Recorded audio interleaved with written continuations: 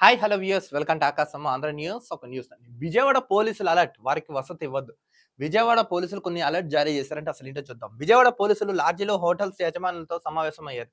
ఎన్నికలు పోలింగ్ ఉండడంతో జాగ్రత్తగా ఉండాలని అలర్ట్ చేశారు. అసలు ఎన్నికలు పోలింగ్ ఉన్నాయి కదండి, సో జాగ్రత్తగా ఉండాలని హోటల్స్ యాజమాన్యం లాడ్జీ ఓనర్స్ తో తెలిపారు. ఎవరైనా అనుమానాస్పదంగా వసతికి అనుమానాస్పద వ్యక్తులకు వసతి ఇవ్వద్దని హెచ్చరించారు. ఎవరైనా అన్నోన్ పర్సన్స్ వచ్చి మాకు వసతి కావాలంటే వారికి ఎట్టి పరిస్థితుల్లో ఇవ్వకూడదని వాళ్ళు హెచ్చరించారు పోలీసులు. విజయవాడలో పోలీసులు ముందస్తు చర్యలు, హోటల్స్ లాడ్జీల యాజమాన్యంతో సమావేశం. అనుమానాస్పద వ్యక్తులకు వసతి ఇవ్వద్దన్నారు. చూడండి, పోలీసులు సమావేశం అయ్యారు. అలా అయితే ముందు పోలీసులకే ఇవ్వకూడదు, ఫస్ట్ వీళ్ళే కదా అనుమానాస్పదంగా తిరిగి అక్కడ వత్తాసు పెరుగుతుంది అని జనం అనుకుంటున్నారు. విజయవాడలో లాడ్జీలో హోటల్ ఫంక్షన్ హాల్ యజమానులు పోలీసులు అలర్ట్ చేశారు. సార్వత్రిక ఎన్నికల్లో కౌంటింగ్ ఉండడంతో కొత్త వ్యక్తులు, నేర చరిత్ర గల వారికి అనుమానాస్పద వ్యక్తులకు వసతి ఇవ్వద్దని విజయవాడ సౌత్ ఏసీపీ రత్నరాజు సూచించారు. ఈ రత్నరాజు ఏసీపీ రత్నరాజు సూచించారంటే ఎవరికి కొత్త అంటే అన్నోన్ పర్సన్స్ కి షెల్టర్ ఇవ్వకూడదని ఆయన హెచ్చరించారు. గవర్నర్పేట పోలీస్ స్టేషన్ ఆవరణలో లాడ్జీలో, హోటల్లో, ఫంక్షన్ హాల్ యజమానితో సమావేశం నిర్వహించి విజయవాడ పోలీస్ కమిషనర్ ఆదేశాల మేరకు 10 సూచనలు చేశారు.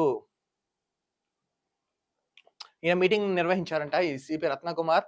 ఏంటి, అన్నోన్ పర్సన్స్ ఎవరుంటే వాళ్ళకి ఎట్టి పరిస్థితుల్లో వసతులు ఇవ్వద్దని లాడ్జ్ యజమానులు, నెక్స్ట్ హోటల్స్ యజమానులతో వాళ్ళు మీటింగ్ పెట్టారంట. నగరంలో ఎలాంటి అవాంఛనీయ సంఘటన జరగకుండా అవకాశం లేకుండా ముందుగానే కొన్ని జాగ్రత్తలు చర్యలు తీసుకుంటున్నామని ఏసీపీ తెలిపారు.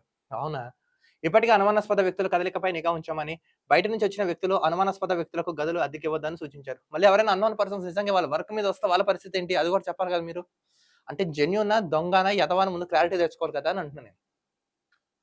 ఒకవేళ ఎవరైనా అనుమానాస్పద వ్యక్తులు గమనిస్తే వెంటనే పోలీసులకు సమాచారం అందించాలని తెలిపారు. ఎందుకెళ్ళి కాపాడతారా, పట్టుకుంటారా? దొరికిన పిన్నెలనే పట్టుకోలేకపోయారు, మీరు ఇంకా మమ్మల్ని ఏం పట్టుకుంటారు, నాకు అర్థం కాదు. అంతేకాదు, ఎన్నికల ఫలితాలు వచ్చిన తర్వాత ఎలాంటి ఉద్రిక్తత పరిస్థితులకు తావు లేకుండా కఠిన చర్యలు తీసుకుంటున్నామని తెలిపారు. ముందస్తు చర్యల భాగంగా ఇప్పటికే గవర్నర్పేట, హనుమాన్పేట, ఇతర ప్రాంతాల్లో లాడ్జీలు, హోటళ్లను పోలీసులు తనిఖీ చేశారు. అక్కడ గదులు తీసుకున్న వారి వివరాలు సేకరించారు. నగరానికి రావడానికి కారణాలు, ఇతర వివరాలు ఆరా తీశారు. మొత్తానికి ఏంటంటే విజయవాడ పోలీసులు అలర్ట్ చేశారండి హోటల్ యాజమాన్యులకి, నెక్స్ట్ లాడ్జీ యజమానులకి. ఎందుకంటే ఇప్పుడు ఎలక్షన్స్, ఎన్నికలు ఉన్నాయి కదా, సో ఎవరైనా అన్నోన్ పర్సన్స్ వచ్చి గొడవలు చేస్తారు, గొడవలు చేయొచ్చు. వాళ్ళు ఏమన్నా సంఘ విద్రోహ శక్తులు ఇలా వాళ్ళు ముందుగానే ఉంటారని వీళ్ళు హెచ్చరికలు జారీ చేస్తున్నారు. చూద్దాం, లా అండ్ ఆర్డర్ 144 సెక్షన్ పెట్టాలని ఈ ఎలక్షన్ కమిషన్ చెప్పింది కదా ఆంధ్రాలో. ఎంతవరకు వెళ్తున్నాం, నిజంగా పోలీసులు చెప్పిన తీర్పుని వాళ్ళు పాటిస్తారో లేదో, లేదా కేవలం ప్రకటనకు మాత్రమే పరిమితం అవుతాయో మనం చూడాలి. మొత్తం ఏంటంటే పోలీసులు అయితే అలర్ట్ చేస్తున్నారు, మనం కూడా జాగ్రత్తగా ఉందాం. మరో వీడియోతో కలుద్దాం, అంతవరకు చూస్తున్నాం ఆకాశం Andhra news. This is Dilip signing.